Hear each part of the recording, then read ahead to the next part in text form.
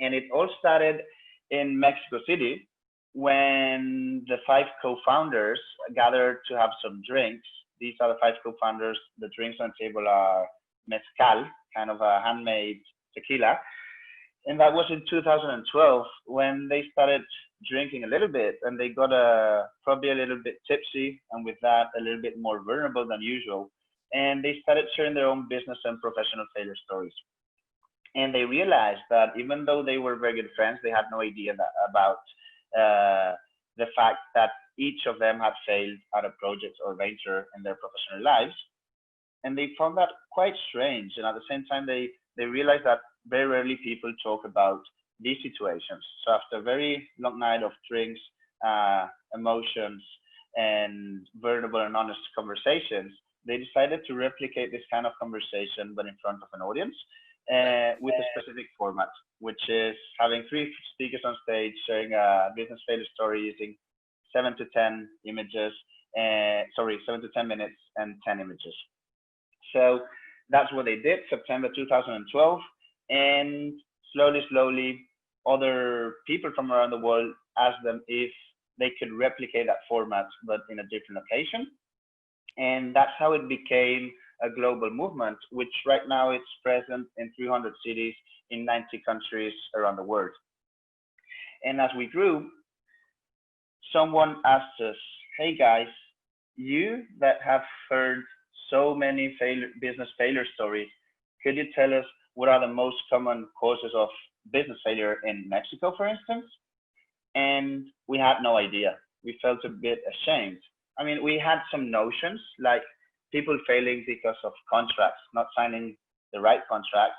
And I specifically signed one of these, or signing contracts without reading the small letter, or not signing a contract at all and pretty much handing over your company project to someone else.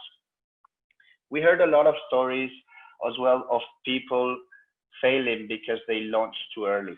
They were probably trying to commit to a deadline or to a budget, and they launched when their product or service was not ready for the market yet. Another very common business failure was having problems with their business partner or within teams. We heard those stories over and over. Sorry. However, these were just notions. We had no idea, not a data-driven answer. So we decided to partner up with a research center and some partners that would fund the research to really understand why companies were failing in Mexico. So we researched the 5 most common causes of business failure in Mexico, and we published them in a book called The Fuck Up Book. And this book was a huge success, not only because it was free. We know that part of the success of bringing out of copies was because of that fact in particular, but also it called the attention of a lot of business incubators and accelerators, governments and institutions like academia. And they asked us if we could replicate that study, but in a specific audience or for a specific industry or in a specific country. And that's how the Failure Institute was born, as the research arm of Fuck Up Nights. And we started to do research projects on demand. And just so you get an idea of the different projects we've been doing through the Failure Institute, that's one we did not long ago with Facebook Mexico, which is understanding the impact of digital competences on entrepreneurship in Mexico. What's pushing entrepreneurs back when it comes to having a digital presence? And this was a quite expensive research. You can download the paper from our website if you wish. However, there's one particular finding that we found quite relevant, and it really resonated with the people in Facebook, which was to the question of, did you try to sell your products online and how did it go? Only 9% of the survey respondents said that yes, they tried and they were successful. 46% of people tried but had poor results. 27% didn't even know how to do it, and 16% tried and failed at selling their products online. So this gave us an interesting insight because we were studying the success of the product through the lens of failure. And what people found interesting is it was that probably their product wasn't failing, but their customers were failing at using the product. And what have we learned in all this journey of 7 years talking about business failure and organizing events for corporations? So if I have to take one thing is that shit happens. And it doesn't matter how hard you try to avoid failure, it will eventually happen because failure is universal. And as human beings that we are, we try to learn since we're born how to, for instance, how to walk, and we fail. We try to learn how to eat or swallow, and we fail, how to socialize, etc. But we're born resilient, and we just keep going. However, as we grow up, we kind of get more comfortable, or we get some taboo around failure, and this resiliency that we understand as a muscle stops being as efficient as it was. So with this, what we want to say is that failure here is not the main thing. What we believe is more important than failure is our reaction to failure. How do we react to different challenges? And there's some research that proves that failure can actually make us resilient, the capacity of standing up after falling. There's actual neural evidence that proves that the human's brain makes better connections if we approach different challenges and difficulties with a growth mindset. So there's this psychologist called Carol Dweck from Stanford University that came up with those two concepts. One's growth mindset is these kind of people that believe they are born with certain skills, but they also believe that through effort and perseverance, they can adopt new skills or even improve the skills they already have. These people, they see failure as an opportunity to learn. They like being outside of their comfort zone and being challenged because that makes them not only better professionals, but better human beings. They get inspired by the success of others and they see feedback as something constructive. Whereas people with a fixed mindset see failure as a catastrophe. They are zero tolerant to frustration, especially if they fail at something they think they're good at. So people with a fixed mindset also believe they are born with certain skills. However, they don't believe that they can adopt new skills even if they work hard. So basically, they are good at something or they're not, and they prefer to stick to what they know instead of stepping out of their comfort zone.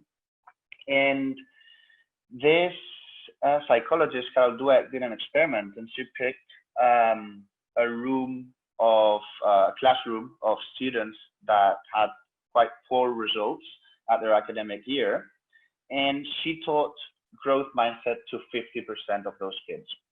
She taught those kids that the human brain actually created better connections if they approached their challenges with a growth mindset. She taught those kids basically that if they stepped out of their comfort zone, they could get smarter and smarter.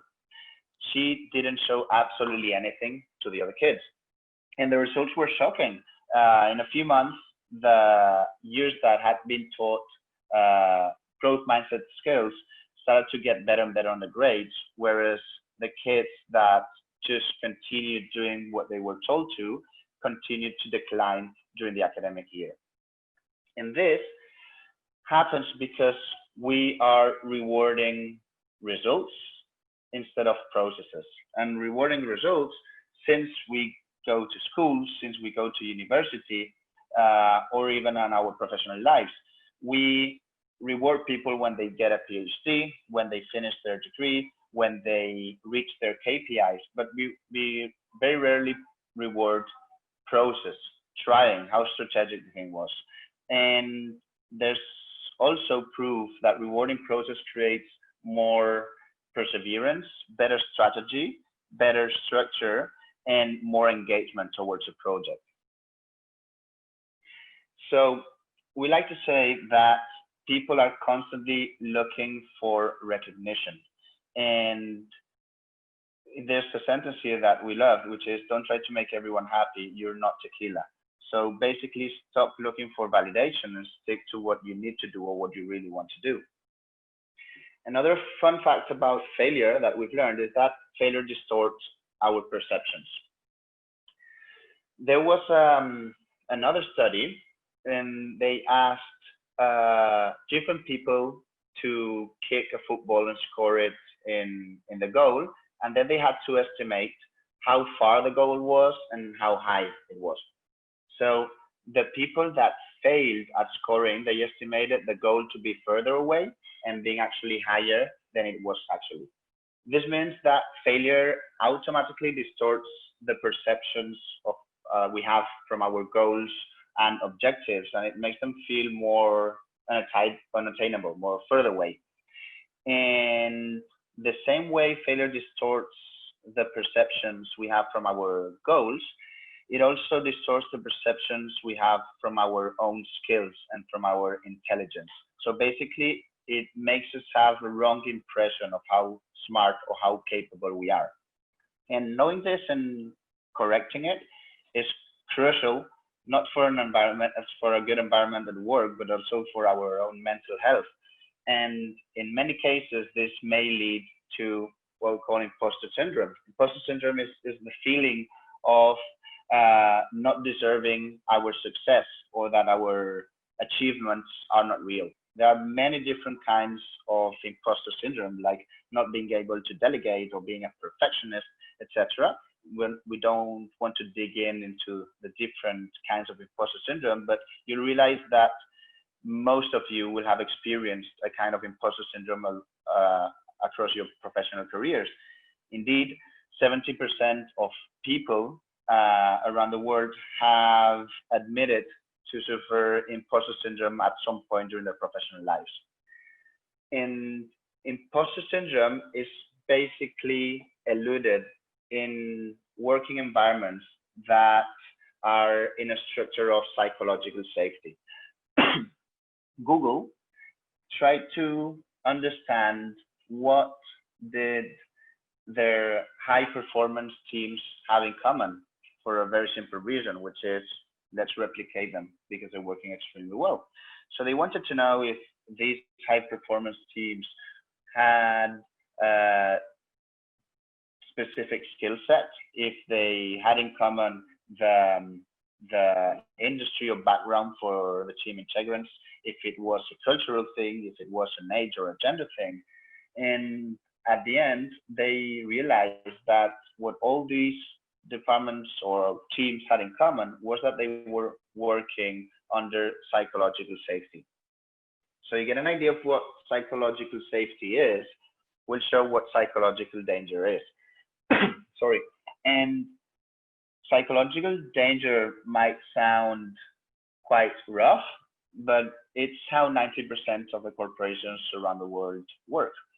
So in companies that are working under psychological danger, there's fear of admitting mistakes. There's it's easier to blame the circumstances or blame others than carrying the bag of assuming our own responsibilities and taking accountability for our own decisions. So because there's that fear of making mistakes, not to mention admitting them, but making them, people are way less likely to share different points of view or ideas, which is basically putting a handbrake to innovation and creativity. This results in what's called the common knowledge effect, which is if no one tells new things and we have a line of thinking in this company, let's all think the same way because otherwise I'm going to be pointed at.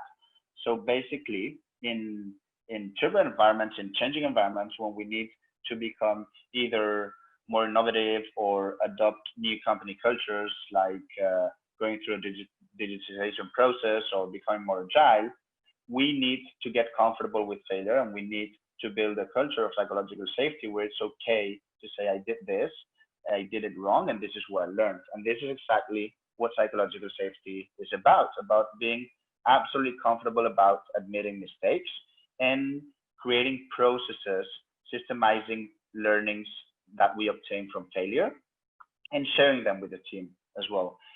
So this helps everyone being comfortable with sharing new ideas because they know no one's going to criticize them or look bad at them because they were thinking on a different way.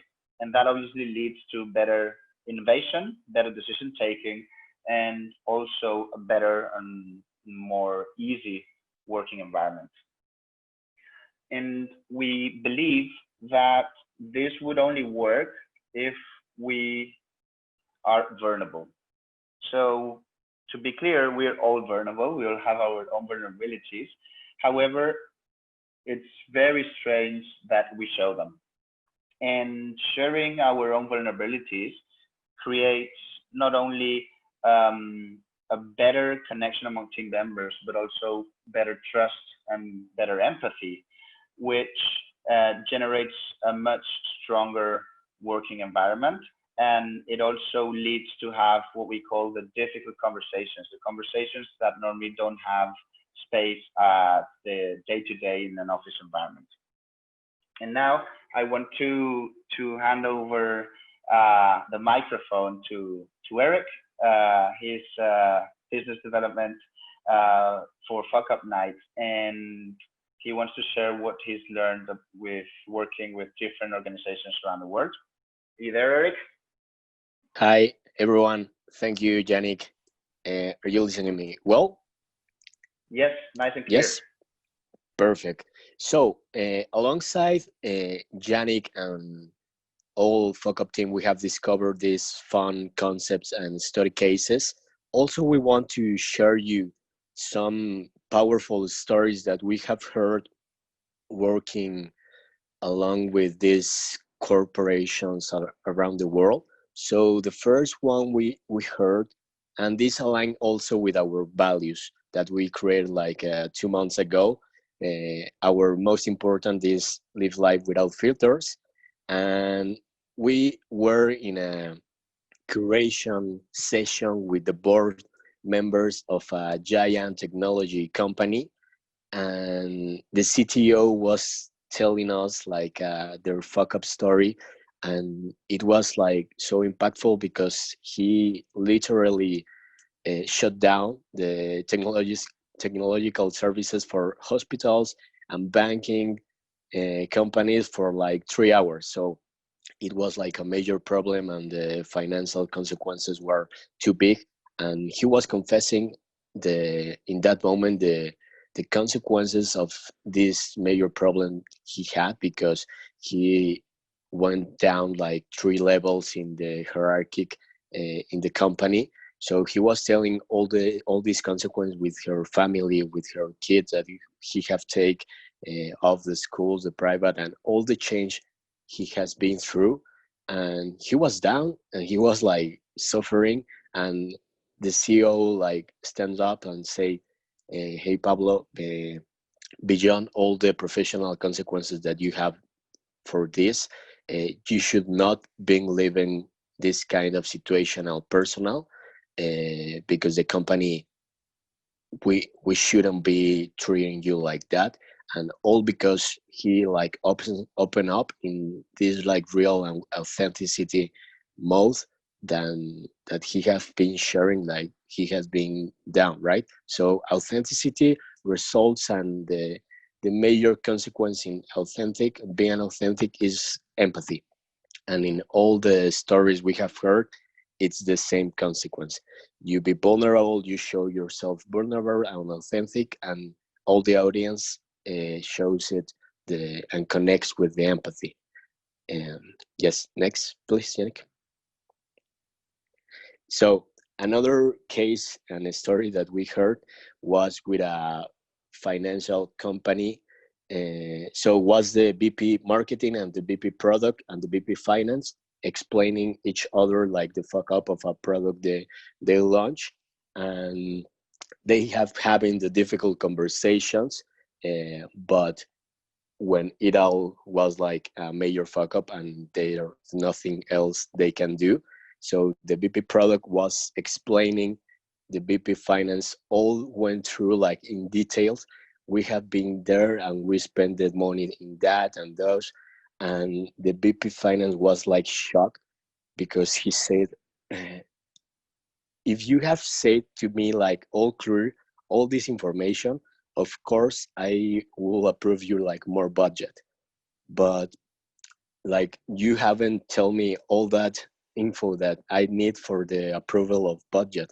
And we are now discussing with the fuck up guys, and this is all like irreversible, and we have like 40 million debt, And an open communication, guys, about complicated situation can result in preventing pivots, avoiding irreversible failures.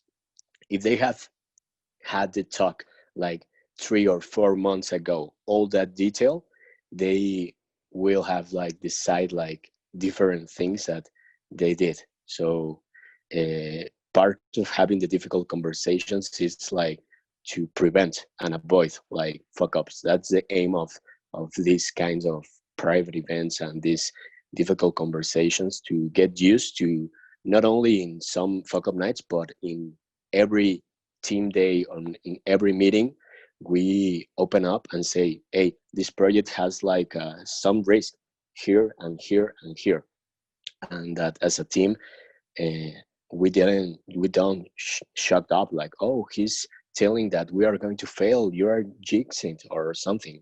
Like, just you're telling the truth about something that can be a potential fuck up, right? Yes, the next one.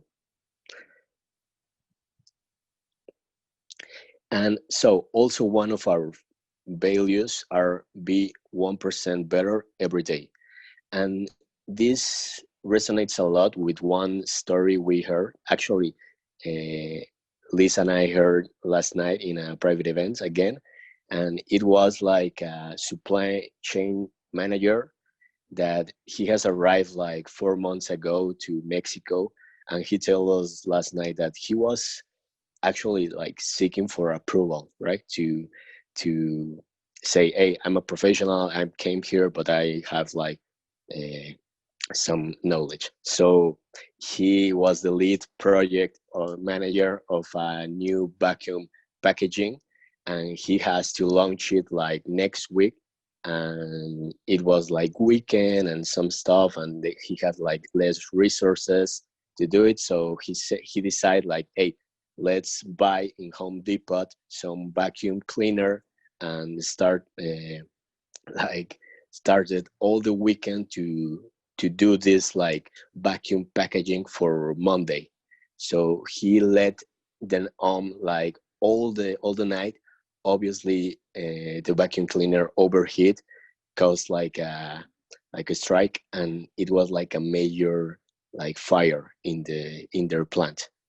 So imagine like he has just arrived 4 months ago, and he has already like cause a fire in a plant, in a industrial factory that they have just opened like 5 months ago. So it was like a crazy. He arrived on Monday, and he say, instead of a vacuum packaging new product, I have like a fire. And he said like he has to become like a major knowledge in safety. So nowadays, he in the new company he's like the sensei of safety and structures in the industrial. So, but he has to believe all this uh, horror story to take accountability of his mistakes, and that allows him to start improving himself in like, I need to work on me, on all the processes I didn't do. I like buy some stuff in Home Depot, like passing all the processes wrong. And it is really hard to learn if you don't admit that you did something wrong. So yes. Thank you, Rick. And something I'd like to add up here is that when he shared this story at an internal event, people, instead of laughing at him or trying to find who was guilty, people started to be super empathetic about the situation. And a lot of people laid their hands on like more conversational part of the event and started to analyze their own processes and which gaps their processes had from different departments that could lead to fire. Probably not literally, but in this case it was, but maybe metaphorically. And they had such an incredible conversation about rethinking how are we doing things and how we can avoid failure and how can we secure the safety of our products and of our human capital. Totally. And also this defeating your ego, that is, I think, the hardest thing sometimes. It allows you to start building. For example, in some commercial teams we have from like also a fuck up night, they say like, hey, the vibe is going to be like a little bit hard because they didn't get to the goals. So the VP of commercial stands up and tell, hey, I fucked up. I uh, set some objectives like it's like ambitiously ridiculous high. So that was my fucked up to. And eventually all the team start telling their own improvement areas. So, I could do better in that or that or that. But only when you defeat your ego, you can start actually building solutions as a team. Yep. Super. Can you hear me? I Yes. think so. Fantastic. Thank you so much, Eric. So we want to share a little bit as well of our own internal culture. We shared some things that we've experienced working with different corporations, but we thought it was fair as well to open up ourselves a little bit and share with you how we do internally, how we build an internal culture that allows everyone to be themselves. So first thing here is who we hire. We hire people that are humble. As you know, one of our values is defeat your ego. We believe that ego only creates friction, and also it's a limit for each individual to learn from their own experiences, especially the failed experiences. So being humble is something super important for us. Being proactive. We don't do micromanagement. Uh, we want people to try to be the best they can at their projects, and we leave the freedom for them to build new things, to break things, as long as they still have the proactive spirits, as long as they can stand up and do something without being asked for. Another thing is being structured, having and structured is not tidy. You don't need to have a very tidy room, but have a very well structured brain. Know how to deal with different situations. Know what triggers this action or another action, and hiring people better than ourselves. Pepe, our CEO, always says that he struggled a little bit to understand why do we have how can we hire people better than ourselves. It's not hiring people that are better and as than ourselves in absolutely everything, but in one thing.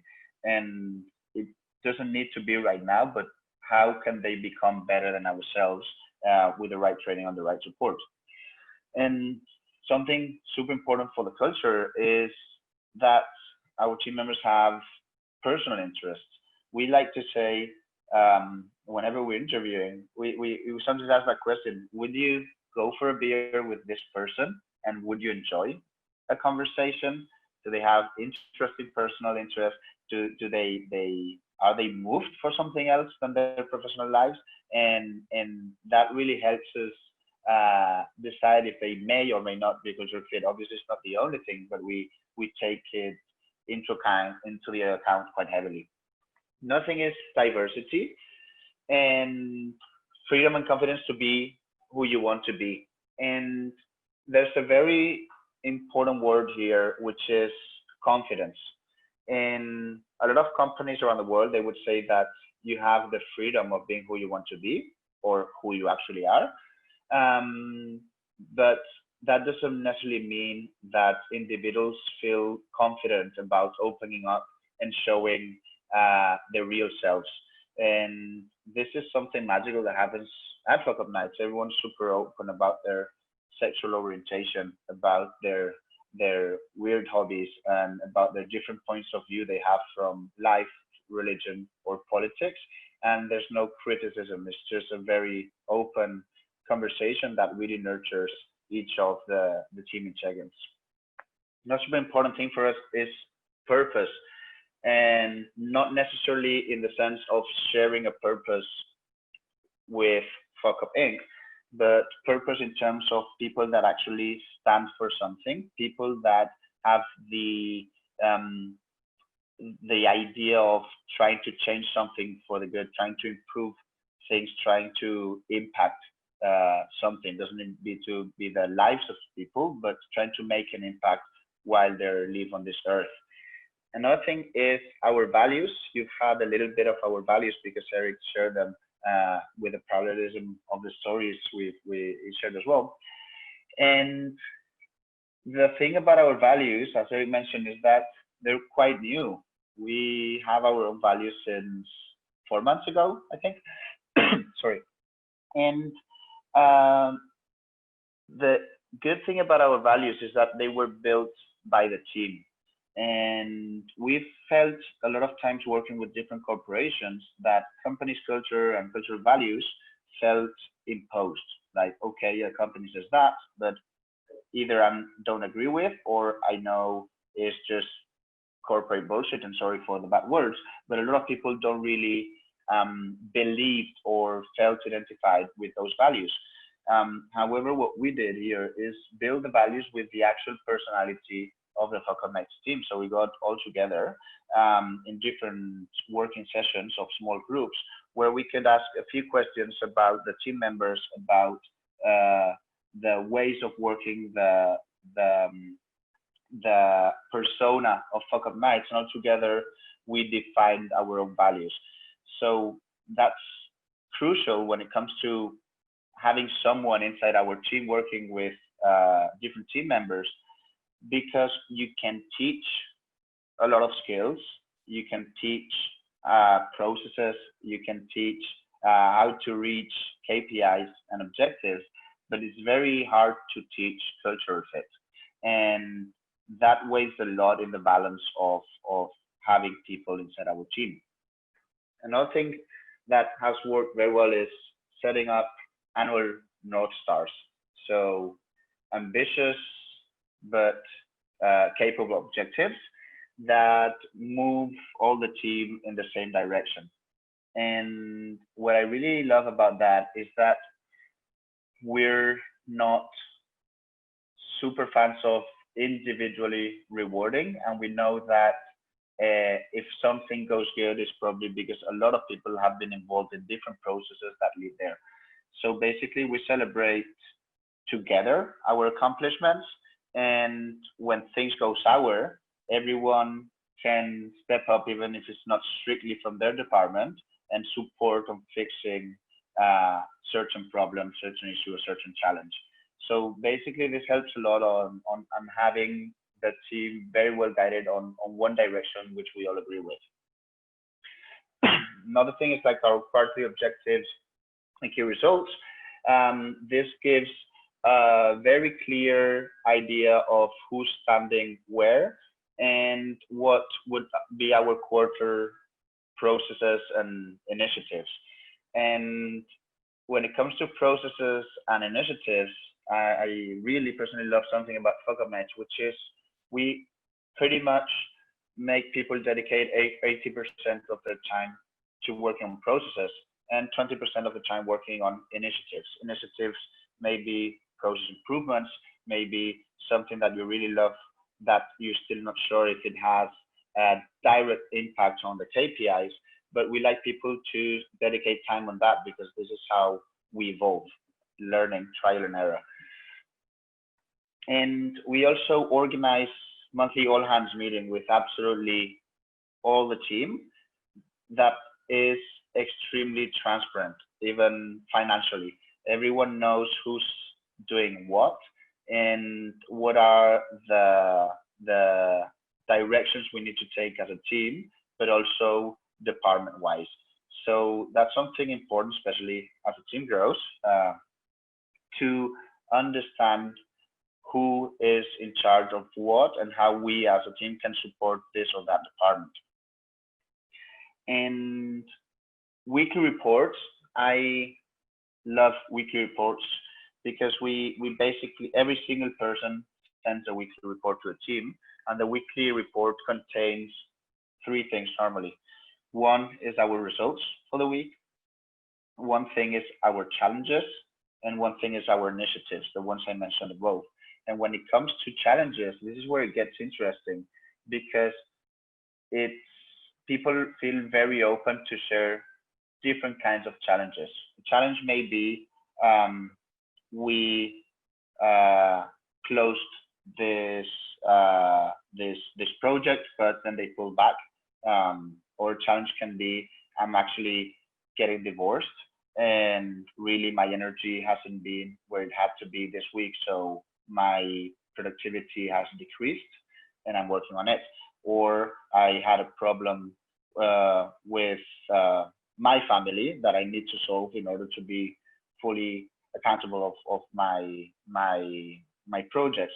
Or it could be on the last negotiation call with this 70 million or 70,000, sorry, dollar negotiation.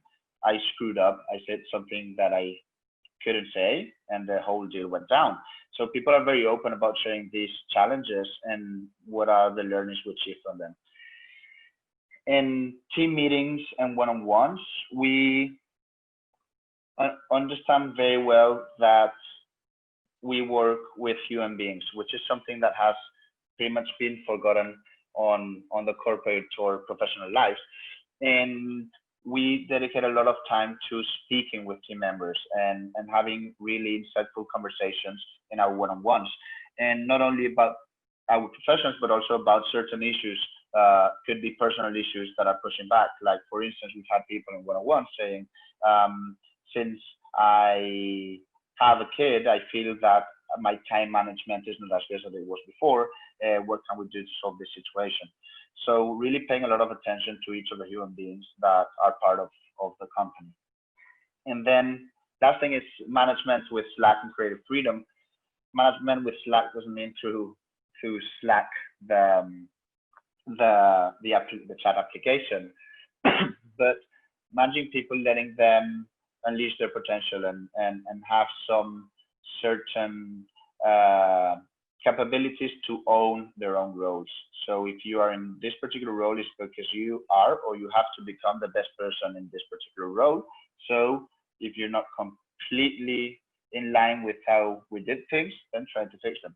And also creative freedom. Before I said that probably we are giving 70%, 80% of processes and 20% of initiatives, might be more correct to say that we like people to have 70% of time invested in processes, 20% initiatives, and 10% of being creative, of really don't knowing what to do with your time, being bored, so you can step out of the day-to-day rush and come up with new ways of seeing things, new ways of creating projects or facing situations.